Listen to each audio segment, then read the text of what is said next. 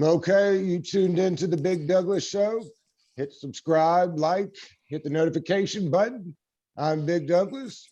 That's the rapper Big Pooh. And to finish up Super Bowl week, we brought in a two-time Super Bowl champion, Chris Long. There he is. How are you, Chris? What's up, dude? How are you? Good. Appreciate you coming on today. Well, hey, listen, I was happy to be here, but Big Pooh said he's coming on, so I said we gotta link up and join forces. We actually haven't done any content together, so this is cool. Yeah, first time. Mm-hmm. Chris, I'm sure when you retired, they were standing in a line to get you on some of these different networks. You went a different direction, right? Started Chalk Media. Yeah. How did you come up with the name Chalk? And then, of course, you've got the Green Light podcast that you worked through there. Where'd that name come from? Well, number one, yeah, like I don't know about lining up. I appreciate you saying that, but like I think the easy route is to go. Well, it's not the easy route because everybody's trying to do it right now. Go put on a suit and be on NFL Network or ESPN, and those jobs are great and they're good for some people. But for me, I'm so tired of having a boss. I wanted to work for myself. So I started this little kind of media company, production house that's going to grow. But the meat and potatoes is the pod, right? Came up with the name Chalk, because to be honest, I just wanted people to wonder where it came from, like marketing strategies and shit. Some of the best brands, you're like, I don't know why it's called that. Like if it was Chris Long production company or like, I just didn't want to put my name in something. With sports, okay, the chalk teams are the teams that win, that type of thing. Chalk is something that I think about that's like constantly, it's not permanent. You put something on a chalkboard, you can erase that shit in 30 seconds and put some new shit on the chalkboard. That's the way my mind is always working. That's the way our content's going to be. It's ever evolving. And then with the pod, like Green Light is again one of those things. I didn't want to put my name in there. I didn't want to be like Third and Long or something like that. As a football player, it's a very football player thing to do. And I wanted to send the message to people that we're not just a football pod and, green light, any topic. We talk about it all. And for the most part, if you follow me, I talk about mostly what I feel like talking about. That's what I was going to ask you, Chris. Like, well, I know, but for the people that don't, a lot of people, when it's a former athlete, they'll think, oh, it's just going to be sports talk. But I know you, as you talk about a lot of things, especially music. That's one of your things you definitely get into. So just to let people know, I know you said a variety of things, but let people know some of the other things you may, broach on your pod. I mean, shit, dude, whatever's going on, if I'm interested in something, and I've kind of settled into this place as somebody who's creating content. And when you're indie, like, I don't have, by choice, I don't have the big platform. Like I'm not a Ringer guy. I'm not at Barstool. I'm not at ESPN. I'm not at, and all these places have their pluses and minuses, but, I just know it's going to be more of a slow burn. It's going to be like an honest growth. And I love having like a following that has opted into the content. Because one of my biggest pet peeves is somebody who I feel self-important doing a podcast. It's one of the most self-important exercises in the world, but we all do it, right? Like if I'm on the Ringer, I'm at Barstool, like people they're like, what the fuck is this on my phone? I didn't want to hear about ranking Pink Floyd's albums today, or I didn't want to hear about, going through my favorite Little Brother cuts, or like what, I didn't want to hear, like yesterday we ranked the top 10 airs, dude, like top 10 airs you breathe, from mountain air to like beer gas station fridge air to like, I talked about the fucking Super Bowl for 30 seconds yesterday by design, because if I worked at ESPN, I'd have to be breaking down Mahomes and Brady for the 40th time on my platform. There's people that are tired of that. And, to be honest, I think the best content you do is the stuff you enjoy. So whatever I feel like talking about, I'm going to talk about that, and I'll thin the herd that way. So like eventually people get tired of me ranking Pink Floyd albums or doing a deep dive on metal, or like metal, the album, not heavy metal. Like eventually people go away, and that's okay. I'm not here to like force people to listen to my shit, but I enjoy talking about what I enjoy talking about. So that's kind of the way I approach things. And I feel better about the content when I am enjoying it. Hold on 1 second. Was Mountain Air the number one ranked air? No. Okay, so What? Arctic's got to be like Arctic mountain breeze air, right? let me pull it up, and you guys tell me, because I had the little list here. I think one of the most actually number one was, and you guys North Carolina dudes could tell. I don't know about North Carolina post summer rain blacktop air, but Virginia blacktop post rain in June, July, getting to August, it gets a little drier. But I love that smell. So like I had casino air at number 7, because you got to think about the impossibility. You could spend 3-4 days someplace and be inside the whole time. They pump the air in there, so you stay. Yeah, good air Oh, too, yeah. right? Oh, yeah. So like I could go to the Wynn and I'm by a waterfall. I'm walking through a flower garden. I'm at the Venetian. I'm looking up at the sky. It looks real. I don't have to leave. I mean, it's amazing. So yeah, a lot of air, man. There's air. There's a ton of air to rank. Here, I thought you were going to say Super Bowl parade air. That's a pretty good air. But I don't remember what that felt like so well. Uh-huh. So we bounce around, man. Like we have fun. I got interesting guests, like, last summer, when we were talking about more serious issues, and we always should be, on a level, I was able to have, public defender on, or somebody that, works in the criminal justice reform space on. And then the next day, I might have Eddie Vedder on. We had Eddie Vedder and Jeff Ament from Pearl Jam. Yeah. And, like the next day we're going to have an athlete on. We did a blind wine tasting the other day. It's like literally whatever pops into my ADHD brain, and it works that way for me. Awesome. Yeah, and this year you guys started with DraftKings, right? You and Stanford Steve have the betting show, which is really cool. It's amazing how fast the betting and the gaming has taken over, right? I mean, it's everywhere, and it's such great content. It's great content. Everybody loves to be charitable. I mean, not everybody loves to be charitable, but everybody likes to be charitable with, when it comes to gambling. I mean, we're all giving money away to a degree. If you're a sports fan, you've probably wagered on a game before. So listen, it's a vice. I'm not incredibly good at it. Like the best in the world betting the NFL, it's like the hardest sport to bet. I got former teammates that are like, when they're retired, I'm like, you betting games? They're like, dude, you're an idiot. It's the hardest game in the world to bet. Andrew Hawkins said this recently, guy I work on Amazon Prime with. He was a long time Cleveland Brown. Mm-hmm. He's like, dude, just think about all the people we spent time in locker rooms with and how up and down dudes were. And like, guys had issues at home. You might've had a rough practice. You have a hamstring, didn't show up it's the hardest sport to bet. The best in the world are just north of 50%. So, I enjoy Sunday, but I'm kind of like happy when the season ends, if you know what I mean. It's a vice. and you've known Steve for a while, right? Since you've known Steve for a while, right? Way back since because you used to be on with SVP and Russillo, right? Like way back when you were still playing. So it's funny. I've always liked the podcast scene because I just feel like people in the podcast scene are chill. And Scott and Ryan were like podcast dudes before they were, before right. Scott had Midnight Sports Center. So it's kind of funny when I see Scott like doing what he does now, and there's not a better dude in the industry, just like a down to earth, energetic dude with all that charisma that also doesn't have that giant ego that usually comes with that charisma. Because that's what people don't realize. For you to get to the top of the entertainment business, it's tough. Like it's an impossibility in my mind to have that much charisma. He's got it, and he's a normal dude.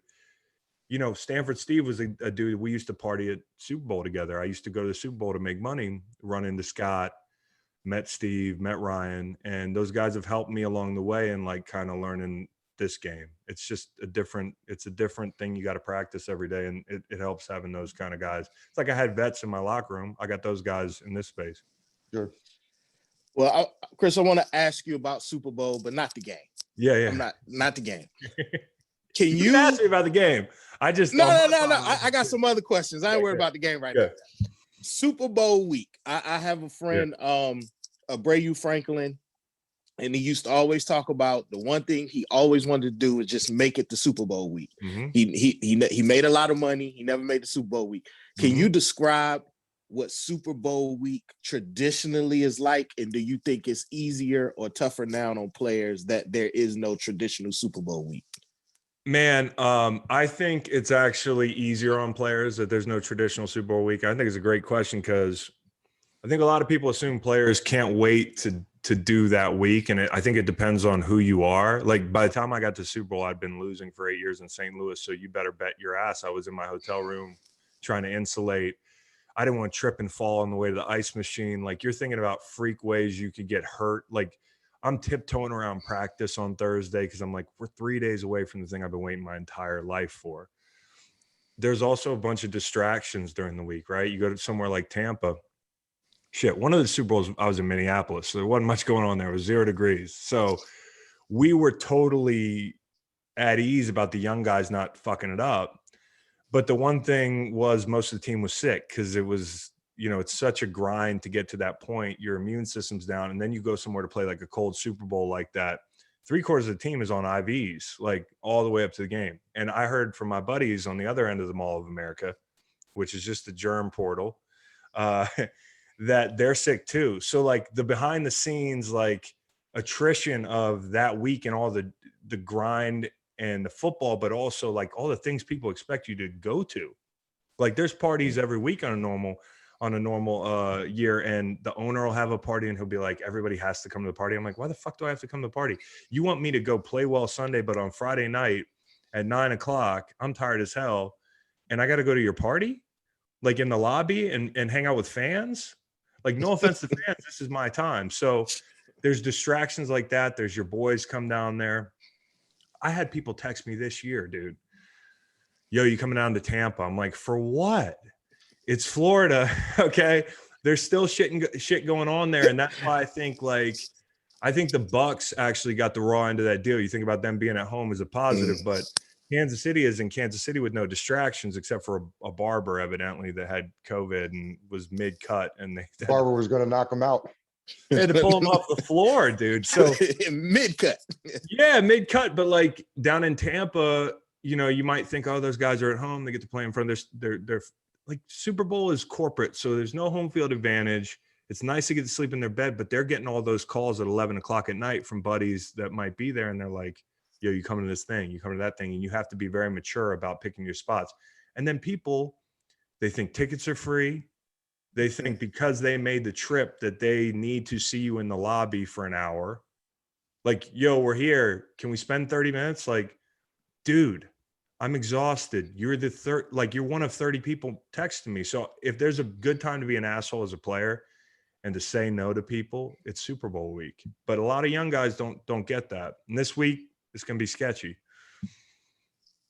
You were in New England. I think maybe it was Amendola came out this week and said that Patriot way was more Tom. I mean, did that surprise you? I mean, I know they're buds, but I mean, Danny's my guy, and I've said this already. Is like, I think Danny's entitled to his opinion. He's probably more entitled to it than I am. I was there 1 year, and he was a receiver on that side of the ball and that sort of thing. But it's a marriage, man. I really do think that everybody focuses on, well, who was it 60-40?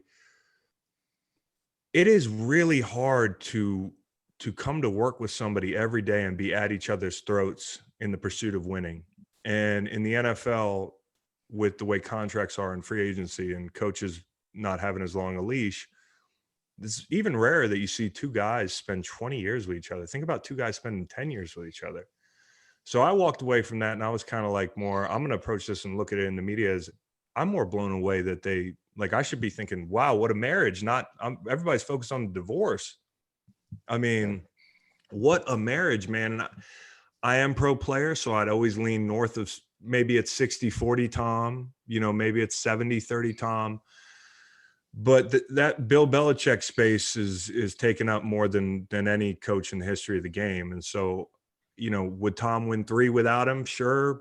Would he maybe win 2, maybe 4? I don't know. He'd win Super Bowls, but he wouldn't win 7 without Bill. And he's got a chance at 7 now. 10 out of 55 is insane.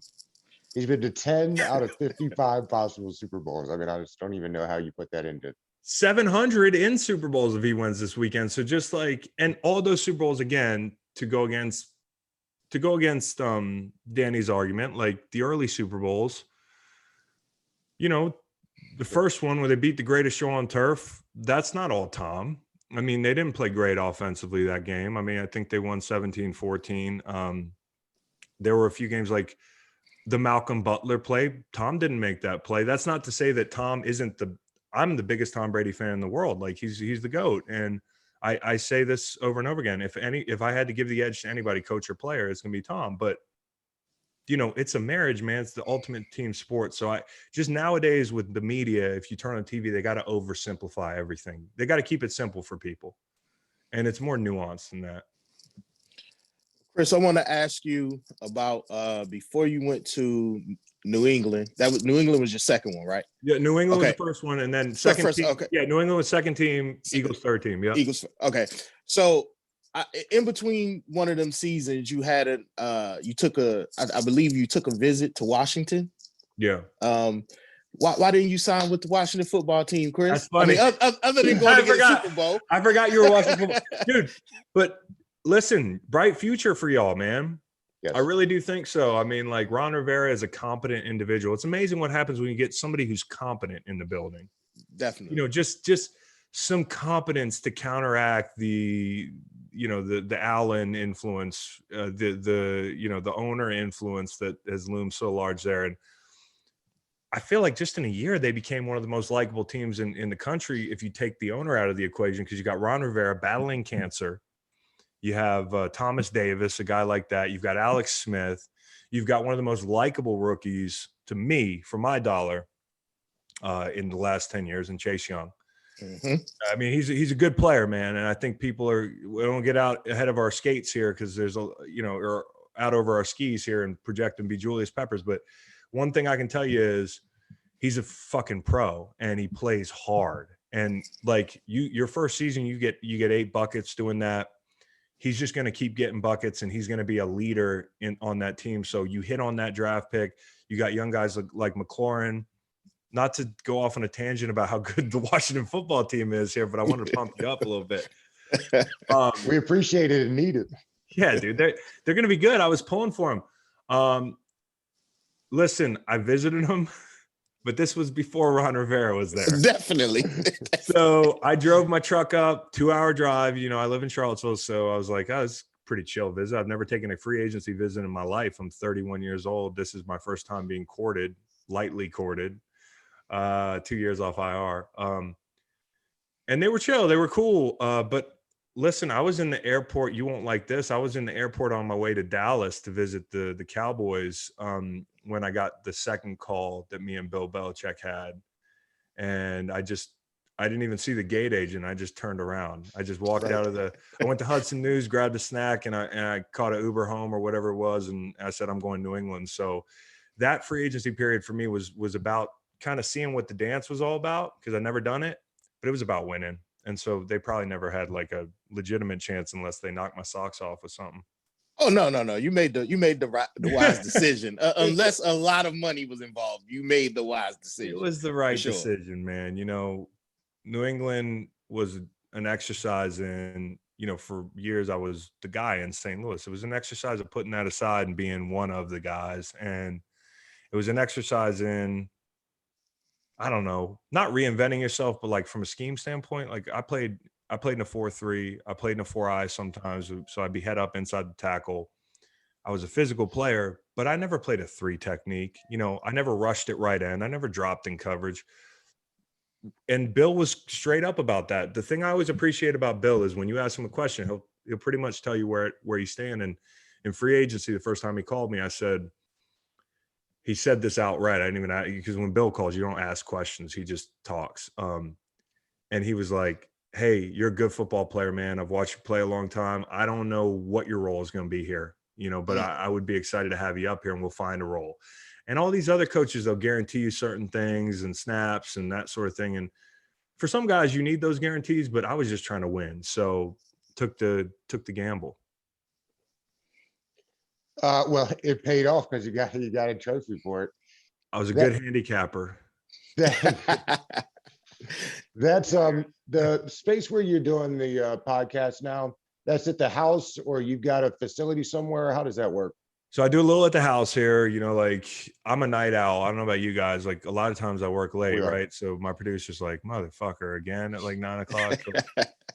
You know, like a lot of nights I'm sitting at home and I've already taken a candy and I'm like, I'm not going to work right now, dude. Like studio's 10 minutes down the road. We bought a studio to house the foundation and my podcast, and we've gotten it's paid off. But you know, it's my little office. I got my 2-year-olds on that side of the wall. So I got to sometimes watch the volume, but I do home and I do the studio, and it's been great during the pandemic because, you know, my kids are home, and this is, although the negatives of like isolation, all that stuff have definitely taken their toll. Like this is the one time in my life, my 2-year-old, my 4-year-old, you know, they can't get rid of me. You know what I mean? Gotcha. That's why I like working from home some. Gotcha. Chris, can you tell the people about the Water Boys initiative that you have? For sure. So in 2012, I took a teammate named James Hall. He was kind of like my my like little my vet, my OG. He was defensive end, and he was a great player for a long time. But he played in Detroit, so factory of sadness, Detroit, and then somehow finds his way in St. Louis. I mean, 60 career sacks, great player. Nobody knows about him. And my first year when I was drafted high, I took his position, but I didn't deserve it. And we didn't talk for a year because you know how that goes in the business. It's like, he's 32 years old. He's like, this kid's not as good as me. And I wasn't my rookie year.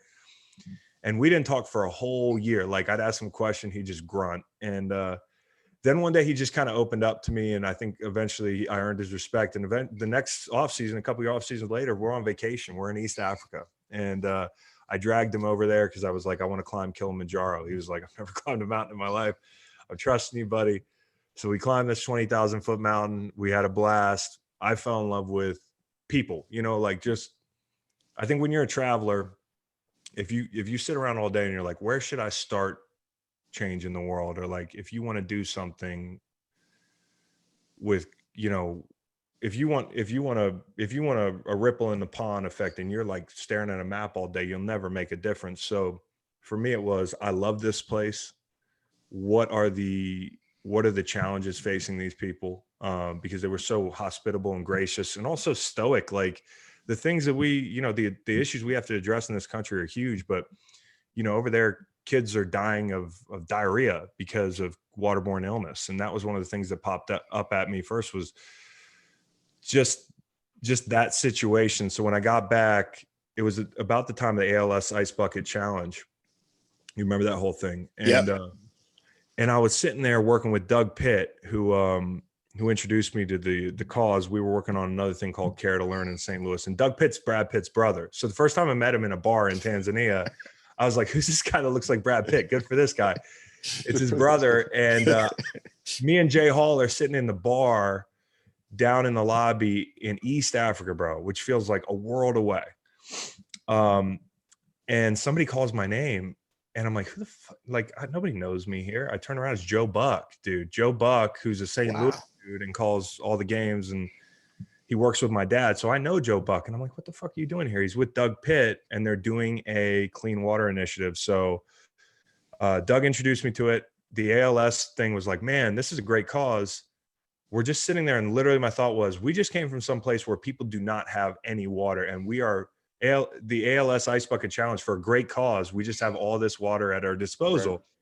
And it just like, it's a stupid thought, but it clicked in my head. I was like, I want to get into the clean water space. And what we saw over there, this is the most efficient way to change the world.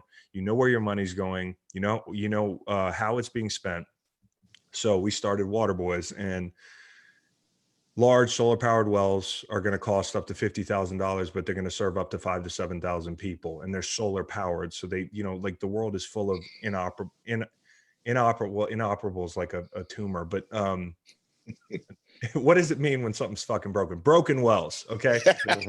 Hey, there's millions of broken wells all over the world. So think about all the goodwill people that like had really good intent, but installed a hand pump well in India or Central America or East Africa or domestic projects. So we have water issues too.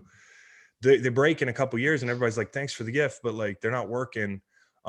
We go solar. We do the big boy jobs. We're at 500,000 people served. We have done 100 wells, and I've used people in pro football to help get the message out. Cause I know St. Louis, they like me, but outside of there, you know, who gives a shit at that time when I started it in Philly or Miami. So I brought guys like Russell Wilson in, my brother Kyle Long, Connor Barwin, Johnny Hecker. We've also brought military vets in. We do a climb every year with entertainers, athletes, and veterans. We go back to Killy, and it's been great, man. So fans have chipped in. You can learn about it at waterboys.org, but clean water is the gateway to so much upward mobility for developing countries and for communities. Because when I tell you, and we're some country dudes, right? We've got some dudes on the Zoom that would probably jump in a muddy watering hole, lake, no problem, and not ask questions like, but these like people are eating or are drinking from watering holes that animals are defecating in, that you can't see the bottom. The water is brown. And kids, when you go over there and you take a cup of that brown water, and kids, like, no questions asked, are looking at you like, what's the big deal? That's a reality that we can't comprehend here. And so that's the difference we're making. And for women and girls, they spend so much time wasted trekking for clean water, 6 hours a day, a lot of them, dangerous treks. You're talking about sexual assault. You're talking about wildlife, which is sketchy as hell over there. And you're talking about women not being able to contribute to their communities and live full lives, and women and girls missing time because of school. It sucks. So we're in it for the long haul, and we can't wait to do more work. We're doing work here on Navajo Nation. We started Hometown H2O as well, to work, like rural folks need clean water too, man. There's Flint. Everybody asks me, what about Flint? Help Flint. The ironic thing about that is when we started a fund for Flint, when Flint happened with the Red Cross, nobody fucking donated. So what about Flint is just people mad sometimes that we're working in East Africa. What about the USA? Help, which is usually code for why are you helping people in East Africa? We're bringing it home. So here's your opportunity. You want to help? We've got Hometown H2O. We're working on Navajo Nation, and we might be working in a county near you. I mean, single family homes, the whole 9 yards. Well, to your point, Chris, I saw this, I guess I would have never known it other than the COVID, but domestically, you're right. The Native American reservations, I think 70% don't have running water. I mean, it's incredible.